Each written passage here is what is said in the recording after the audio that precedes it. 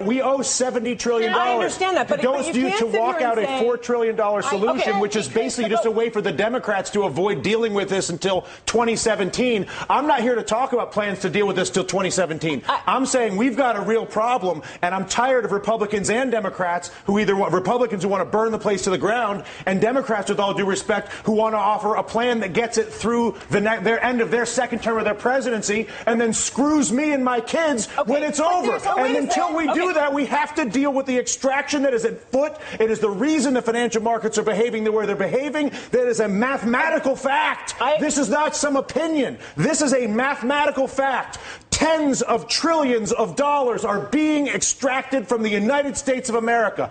Democrats aren't doing it. Republicans are not doing it. An entire integrated system, financial system, trading system, taxing system that was created by both parties over a period of 2 decades is at work on our entire country right now. And we're sitting here arguing about whether we should do the $4 trillion plan that kicks the can down the road for the president for 2017 or burn the place to the ground, both of which are reckless, irresponsible, and stupid.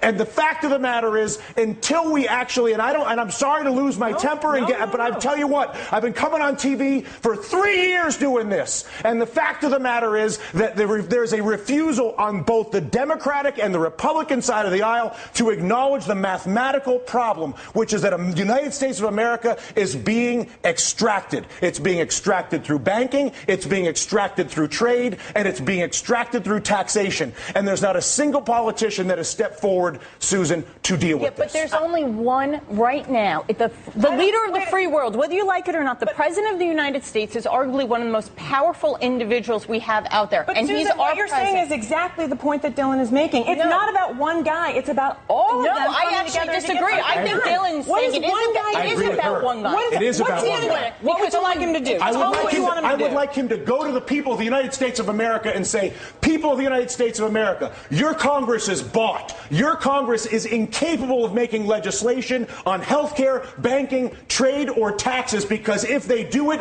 they will lose their political funding, and they won't do it. But I'm the President of the United States, and I will have a country that is run by a bought Congress. So I'm not going to work with a bought Congress and try to be Mr. Big Guy. I'm working with the bought Congress. I'm going to abandon the bought Congress like Teddy Roosevelt did, and I'm going to go to the people of the United States, and I'm going to say, you've got a bought Congress. And until we get rid of the bought Congress, which is Jimmy Williams' constant point, which is get the money out of politics, and until a president says that's the problem and says he's going to fix it, there is no policy that I can possibly see, no matter how brilliant your idea may be, or your idea, or my idea, or her idea, or your idea at home, is that idea will not happen as long as there's the capacity to basically fire a politician who disagrees with me by taking funding away from him. Is that a fair assessment?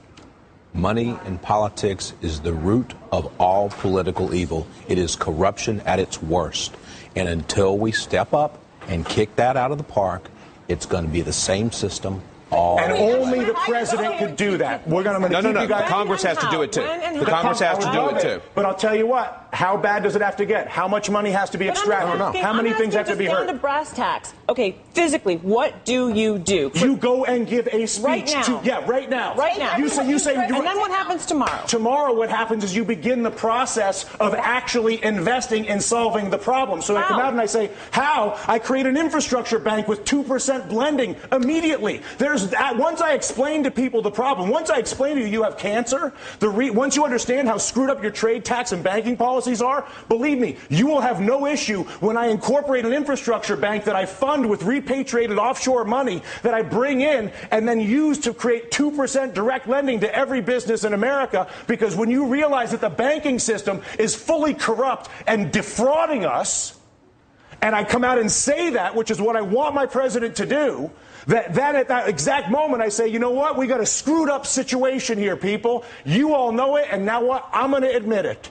And as a result, not only have I admitted it, but we're going to begin the process of solving it like grown-ups. They did it in World War II. They did it after the Civil War. They did it in Latin America with the Brady bonds. We are not seeing it happen now. The panel stays a little more emotional than I anticipated getting at work this afternoon, but what am I going to do?